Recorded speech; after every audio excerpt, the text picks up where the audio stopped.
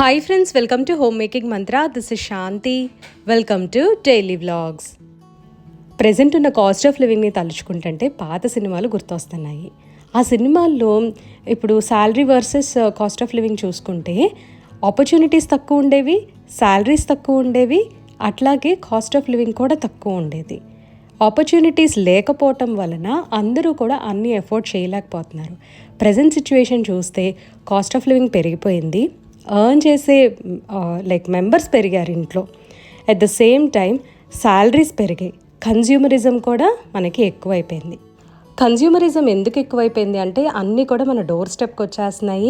అనుకున్నది అనుకున్నట్టు కొనుక్కునే కెపాసిటీ చాలామందికి వచ్చేసింది. ఫర్ ఎగ్జాంపుల్, ఇప్పుడు 100 రూపీస్కి దొరికే వస్తువు ఒకళ్ళు కొనుక్కోగలిగితే అదే వస్తువు డూప్లికేటే కానివ్వండి, కొంచెం లో క్వాలిటీ కానివ్వండి, 50 రూపీస్కో 10 రూపీస్కో అవైలబుల్ ఉంటుంది. సో ఎవరి తాహతకు తగ్గట్టు వాళ్ళైతే పర్చేస్ చేసుకుంటున్నారు. అంతవరకు బాగానే ఉంది. ఒకవేళ కొన్ని ప్రోడక్ట్స్ వర్క్ అవ్వకపోతే ఏదో ఒక విధంగా మార్కెట్లోకి పుష్ చేసేసి అక్కడితోటి దాన్ని ఏంటంటే ఓవర్ స్టాక్గా ఉన్నా లేకపోతే లిమిటెడ్ స్టాక్ అనో పెట్టేసి సేల్ పెట్టేసి డిస్కౌంట్ పెట్టేసి దాన్ని సేల్ చేయడానికి ట్రై చేసేస్తారు. యూట్యూబ్ రాకముందు కూడా డిస్ట్రిబ్యూటర్స్, డీలర్స్ అట్లా వాళ్ళు సేల్ చేసేవాళ్ళు ఆ ప్రోడక్ట్ని. సో అంతవరకు మార్కెట్లో ఉండేది బయటికి వెళ్ళిన వాళ్ళ వరకే కొనుక్కునేవాళ్ళు, లేకపోతే టీవీ అడ్వర్టైజ్మెంట్లో చూసి కొనుక్కునేవాళ్ళు. కానీ ఇప్పుడు యూట్యూబ్ వచ్చిన తర్వాత ఏదో ఒక విధంగా ఈ ప్లాట్ఫామ్ని యూజ్ చేసుకొని చాలా వస్తువులు అయితే ప్రమోషన్ రూపంలోనో లేకపోతే ఇది మేము ట్రై చేసాం బాగుంది అని చెప్పి అలా కొనుక్కునే వాళ్ళు ఉన్నారు. సో అట్లాగా డిఫరెంట్గా ప్రోడక్ట్స్ అయితే బాగా సేల్ అవుతుంది. కన్జ్యూమరిజం కూడా బాగా పెరిగిపోయింది. యాక్చువల్లీ ఇదంతా నేను ఇప్పుడు ఎందుకు ఎక్స్ప్లెయిన్ చేశాను అని అంటే, అసలు ఈ బిజినెస్ ఐడియాస్ జనాలని ఎలా వాడుకోవాలి, అసలు జనాలకి ఏం కావాలి, వాళ్ళు ఎక్కువ దేని మీద కాన్సన్ట్రేట్ చేస్తున్నారు అని ఇప్పుడు కొత్తగా ఎలా తెలుస్తుంది అని అంటే మన ఇన్స్టాగ్రామ్, యూట్యూబ్ ఈ ప్లాట్ఫామ్స్ ద్వారానే తెలుస్తుందండి. ప్రతి ఒక్క యాప్కి డేటా అనాలిసిస్ అనేది ఉంటుంది. ఆ డేటా అనాలిసిస్లో ఎక్కువగా ఆ రోజు ట్రెండింగ్ టాపిక్ ఏది ఉంది అనేది పిక్ చేసుకుంటారు. ఫర్ ఎగ్జాంపుల్, ఇప్పుడు నాకు వచ్చిన అప్డేట్ ఏంటంటే ఇలాగ లేటెస్ట్ కిచెన్ ఆర్గనైజర్స్ అని ఉంది కదా, కలెక్షన్ అని. సో చాలామంది ఏంటంటే ఇప్పుడు నంబర్ ఆఫ్ పీపుల్ అనమాట, అది సర్చ్ చేయగానే ఇది నాకు హైలైట్ చేసి చూపిస్తుంది. అట్లాగే work from home business ideas ఇవన్నీ కూడా మనకి నిజంగా చాలామంది సర్చ్ చేస్తున్నారు. ఇప్పుడు ఒక గ్రూప్ ఆఫ్ పీపుల్ ఏమంటున్నారంటే అసలు ఇవన్నీ మాకు అవసరం లేదు, మీరు ఎందుకు చూపిస్తున్నారు అని అంటారు. కానీ ప్రజెంట్ మార్కెటింగ్ టాక్టిక్స్ ఎలా ఉన్నాయి అని అంటే వాళ్ళు చక్కగా ఈ డేటా అంతా యూజ్ చేసుకున్నారు. సింపుల్గా చెప్పాలి అని అంటే ఇప్పుడు మనం ఇచ్చే ఫోన్ నెంబర్స్ థర్డ్ పార్టీకి ఈజీగా వెళ్ళిపోతాయి. ఏ షాప్లో అయినా సరే మీ నెంబర్ ఇవ్వండి, మేము సేవ్ చేసుకుంటాం, మీకు కాల్ చేస్తాము అని చెప్పి అంటారు కదా, ఖచ్చితంగా వాళ్ళు అమ్మేసుకుంటారనమాట మన నెంబర్స్ అన్నీ. ఇదంతా అందరికీ తెలుసు, కానీ వీటి మీద ఎవ్వరూ అసలు కంప్లైంట్ ఇవ్వట్లేదు. అండ్ ఇప్పుడు మళ్ళీ బ్యాక్ టు టాపిక్ ఇది చూసుకుంటే ఇప్పుడు నాకు వచ్చిన మొత్తం అప్డేట్స్ అన్నీ కూడా కొత్తగా ఈ బిజినెస్ల గురించి వస్తున్నాయి. ఆన్లైన్ వర్క్ ఫ్రమ్ హోమ్ వస్తుంది. ఎందుకంటే అందరికీ చక్కగా ఇంట్లో at the comfort of home ఈ కోవిడ్ తర్వాత కూర్చొని ఏదో ఒకటి చేయాలి అనేది వచ్చేసింది. దట్టు మెయిన్గా ఏంటంటే చాలామంది బయటికి వెళ్ళి వర్క్ చేయని వాళ్ళు ఇలా అనుకుంటున్నారనమాట. సో అది వీక్నెస్ అయితే కాదండి, ఎందుకంటే ప్రతి ఒక్కళ్ళకి డబ్బులు ఎర్న్ చేయాలి, ప్రతి ఒక్కళ్ళకి కూడా బాగుండాలి, నా ఫ్యామిలీని చక్కగా డీసెంట్గా ఉంచుకోవాలి, నీట్గా మంచి క్లోత్స్ వేసుకోవాలి, ఇవన్నీ ప్రతి ఒక్కళ్ళకి ఉండేదేనండి కోరిక. సో డోంట్ సే దట్ మాకు ఇలా ఏముండదు, మేము చాలా నార్మల్ పీపుల్ అంటారు కదా, వాళ్ళు కూడా చక్కగా నీట్గా రెడీ అయ్యి వెళ్తారు బయటకు వెళ్ళేటప్పుడు. బట్ ఏంటంటే ఊరికి మనకి పైపైనలో చెప్తారు. మెయిన్ థింగ్ ఏంటంటే ఇవన్నీ కూడా వీళ్ళు మనల్ని యూజ్ చేసుకొని మన మీద పుష్ చేయడానికి ట్రై చేస్తారు. అందుకే ప్రతిసారి నా ఛానల్లో ఒకటే చెప్తాను, don't get influenced by people. వాళ్ళు 100 మాటలు చెప్తారు, 100 మాటలు చెప్పిన దాని ప్రకారం మనం వినాల్సిన అవసరం లేదు. అన్నీ మార్కెట్లో చూపించినంత మాత్రాన మనం కొనేయాల్సిన అవసరం లేదు. మనం మాల్కి వెళ్తాం, మాల్ మొత్తం కొనేస్తామా? మనం ఏదో బీసెంట్ రోడ్ వెళ్తాం, మేము నాది విజయవాడ కాబట్టి మొత్తం దొరికినాయి అన్ని షాపుల్లో రోడ్డు మీద కనిపించినాయి నేను కొనేస్తానా అలా అని చెప్పి యూట్యూబ్లో అందరూ అన్నీ చూపిస్తున్నారు. ఎంత అనుకుంటాము, దానికి అసలు మనకి లిమిట్ లేదా? ఒకటి నచ్చితే మీ విష్ లిస్ట్లో పెట్టుకోండి, కొన్ని రోజులు ఆగండి, ఆ తర్వాత మీరు కొనగలిగితే కొనండి, లేదంటే వదిలేసేయండి. ఇప్పుడు ఒక వస్తువు కొనాలంటే నేనైతే ఏం చేస్తానంటే కార్ట్‌లో పెట్టుకుంటా అండి. అది ఏ యాప్ అయినా కానివ్వండి, ఫ్లిప్‌కార్టో, అమెజానో నాకు తెలీదు. యాక్చువల్లీ ఇప్పుడు అమెజాన్ కూడా టై అప్ ఉందంట చాలామందికి. నాకు రీసెంట్‌గా ఈ జరిగే ఇష్యూస్ మూలంగానే తెలిసింది. నాకైతే ఎటువంటి టై అప్స్ లేవండి. నాకు ఎవరితోనూ సంబంధాలు లేవు. సో, నేనేం చేస్తాను, దాంట్లో కార్ట్‌లో పెట్టుకుంటా. పెట్టుకున్న తర్వాత ఒక 2 రోజులు చూస్తాను. నాకు స్టిల్ అది నచ్చింది అని అంటే ఐల్ పర్చేస్ ఇట్. లేదంటే ఓకే 1 వీక్ చూద్దాము, అవసరమా ఇప్పుడు అని నేను నిజంగా థింక్ చేసిన తర్వాతే నేను ఏదైనా సరే పర్చేస్ చేసుకుంటా. ఇవాళ నేను కిచెన్‌లో కొన్ని ప్రోడక్ట్స్ చూపిస్తాను. ఇవన్నీ కూడా నేను అట్లా ఆలోచించి కొనుక్కున్నవి. ఊరికే నాకు కావాలి కదా, ఇక్కడ పెట్టుకోవాలి కదా, టక నేను కొనేసినవైతే కాదండి. I keep upgrading my kitchen now and then. ఎప్పుడు ఏదో ఒకటి కొత్త వస్తువు వస్తానే ఉంటది. యాక్చువల్లీ నా వెల్ విషర్స్ ఉన్నారనమాట. మా పిన్ని ఏజ్ అంటారు, మా అమ్మ వాళ్ళ ఏజ్ అంటారు. చాలామంది చెప్తా ఉంటారు ఇంక కొనకు, ఇంక చాలు అని చెప్పి. సో, నాకేంటంటే అనిపిస్తది చాలా కేరింగ్‌గా ఉన్నారు అని చెప్పి. నేను వాళ్ళకి కూడా ఏంటంటే మొహాటంగానే పెడతాను. ఇంకా కొననులేండి అలా అని చెప్పేసి. ఆ ర్యాపో అయితే నేను పెంచుకోగలిగాననమాట మన వ్యూవర్స్ తోటి.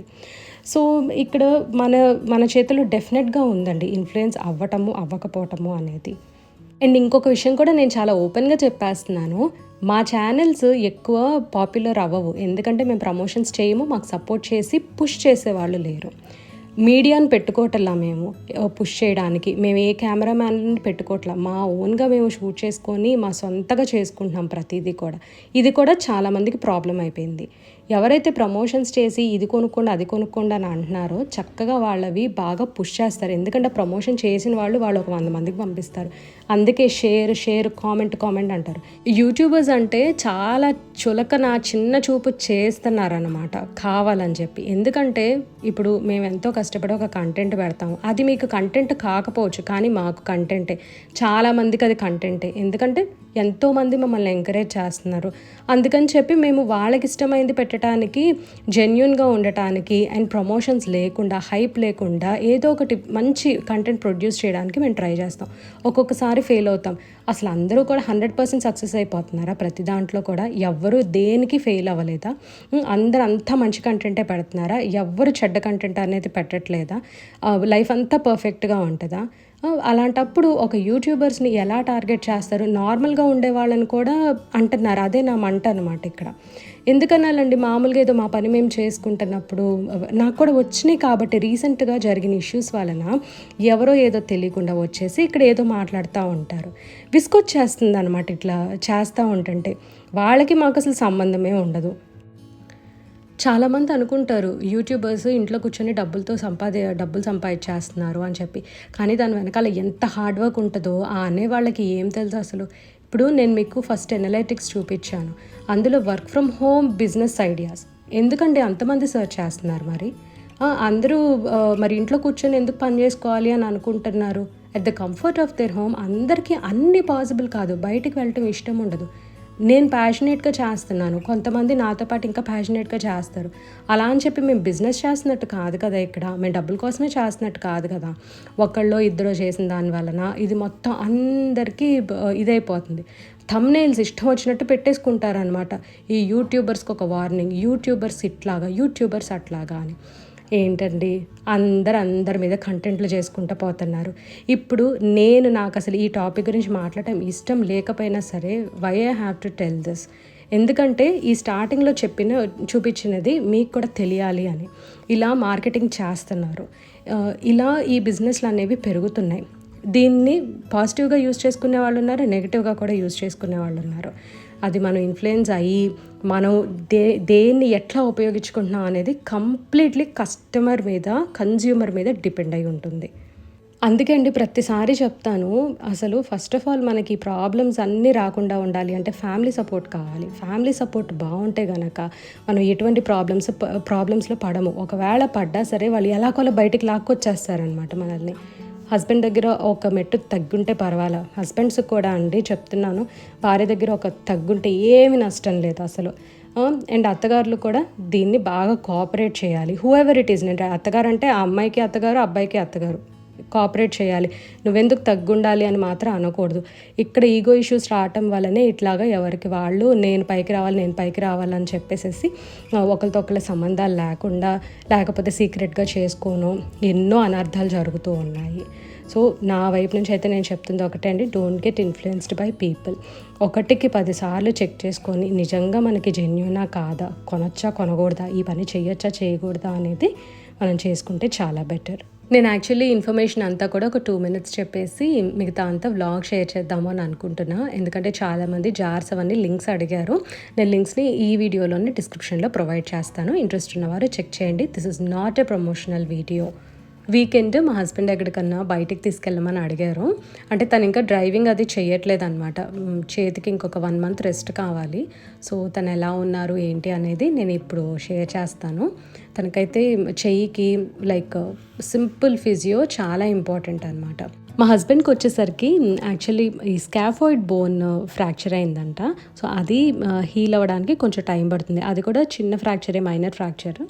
బట్ లోపల ఇంటర్నల్ ఇంజరీ అనేది జరుగుతుంది. లైక్ టెండనాయిన్స్, సాఫ్ట్ టిష్యూస్ దగ్గర కొంచెం చిట్లినట్టు అట్లా సంథింగ్ అవుతుందంట.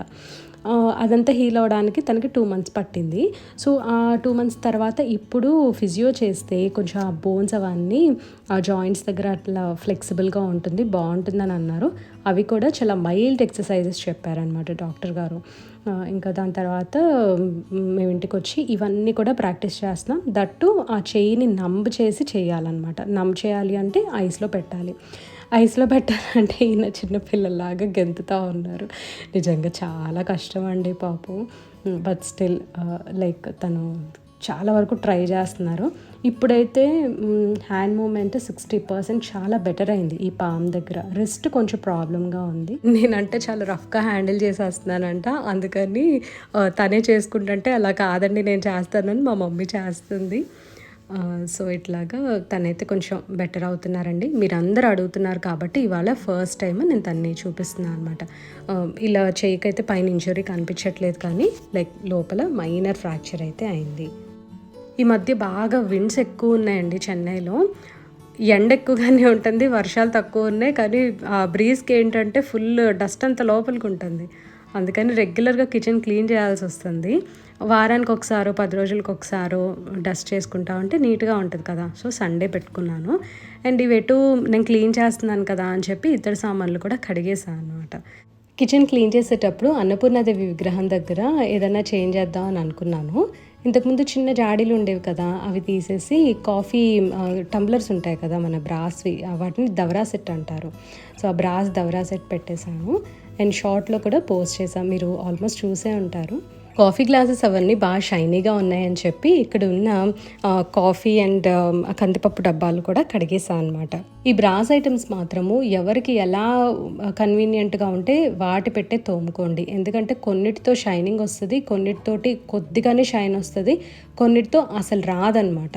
సో మీకు ఏది సెట్ అవుతుంది అని దాన్ని బట్టి మీరు వాడుకుంటే బెటర్. ఎందుకంటే వాటర్ కూడా చాలా మేజర్ రోల్ ప్లే చేస్తుంది. మాకు వచ్చేది కంప్లీట్లీ గ్రౌండ్ వాటర్.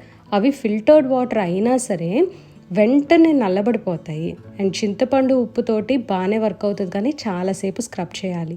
నిమ్మకాయ ఉప్పు అవి పెట్టాను అనుకోండి, కొంచెం మచ్చలు అవి సరిగ్గా పోవట్లేదు అనమాట. వెనిగర్ అండ్ సాల్ట్ బాగా వర్క్ అవుతుంది, కానీ లేటర్ బాగా నల్లగా అయిపోతుంది. సో నేను ఇవన్నీ ట్రై చేసిన తర్వాత నాకు పీతాంబరి బెస్ట్ ఆప్షన్ అనిపించింది. అండ్ నాకు ఈజీ కూడా, కొంచెం ఆ పౌడర్ ఏదో సబీనా లాగా తీసుకొని క్లీన్ చేసేసుకుంటే అయిపోతుంది. కానీ తర్వాత మంచినీళ్ళతో కడిగి ఒకసారి బాగా తుడిచి ఎండలో పెట్టాలి. ఎందుకంటే మళ్ళీ పప్పులు పోసినప్పుడు లోపల ఏదైనా మాయిశ్చర్ ఉంటే పురుగులు వచ్చేస్తాయి. బ్రాస్ ఐటమ్స్ మెయింటైన్ చేసుకోవటం మరీ కష్టం కాదు, అలా అని ఈజీ కూడా కాదు. వంట చేసేటప్పుడు ఆ వస్తువు పక్కన ఉందనుకోండి, దాని మీద సపోజ్ చిందులు పడితే మనం చూడలేదు అనుకోండి, అది లేటర్ కొంచెం బ్లాక్ డాట్ లాగా ఉండిపోతుంది. మనం చూస్తే వెంటనే వైప్ చేసేసుకోవచ్చు. జస్ట్ పొడి క్లాత్తోనో తడి క్లాత్తోనో తుడిచేసి మళ్ళీ ఒకసారి పొడి క్లాత్తో తుడిస్తే సరిపోతుంది. దాని మీద తడి అలా ఉండకూడదు అనమాట. తడి చేతులతో పట్టుకోవటము, ఉప్పు చింతపండు వాటి మీద ఇలా డ్రాప్స్ లాగా పట్టడం, అలా అవుతుంటే బ్లాక్ డాట్స్ పడిపోతాయి. సో సింపుల్ టిప్స్ ఫాలో అవుతూ రెగ్యులర్ క్లీనింగ్లో బ్రాస్ని ఈజీగా మెయింటైన్ చేసుకోవచ్చు. ఈవెన్ డస్ట్ అక్యూములేట్ అయినా సరే త్వరగా నల్లపడిపోతాయి. ఈ రెగ్యులర్ క్లీనింగ్ వలన చాలా అడ్వాంటేజెస్ ఉంటాయండి. ఇప్పుడు మన కాక్రోచెస్ అవన్నీ తిరుగుతూ ఉంటాయి కదా కిచెన్ అన్న తర్వాత. సో వస్తువులన్నీ కదిలించడం వలన ఏంటంటే ఒకే చోట ఉండకుండా వెళ్ళిపోతాయి అన్నమాట. ఏదైనా సరే లిజర్డ్స్, కాక్రోచెస్ సంథింగ్ మన ఇంట్లో వస్తా పోతూ ఉంటాయి కదా. అండ్ అదైతే నాకు పెద్ద ప్రాబ్లం అనిపించదు. నాకు ఎటు విండోస్కి మెష్ లేదు కాబట్టి అవి త్వరగా వచ్చిన లోపలికి అదే టైంలో వెళ్ళిపోతాయి కూడా. ఈ వైట్ సిరామిక్ జార్స్ ఉన్నాయి కదా, బ్లూ కలర్ ఫ్లవర్స్ వచ్చిందేమో టీ పౌడర్ వేశాను. అండ్ వైట్ కలర్ దాంట్లోనేమో వీట్ ఫ్లవర్ వేశాను. ఆ వీట్ ఫ్లవర్ వేసింది ఐ థింక్ 2500 ml అనుకుంటా.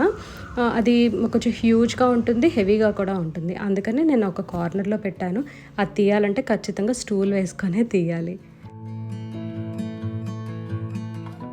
సండేనేమో ఇద్దరం కలిసి బెసెంట్ నగర్ బీచ్కి వెళ్ళాము ఈవినింగ్. చాలా హాయిగా అనిపించింది. ఇలా మా వీకెండ్ గడిచిందనమాట. హోప్ ఈ వీడియో మీకు నచ్చింది అనుకుంటున్నా. నచ్చితే తప్పకుండా లైక్ చేయండి, కమెంట్ చేయండి, ఛానల్కి సబ్స్క్రైబ్ చేసుకోండి. Thank you for watching. Thank you for your time.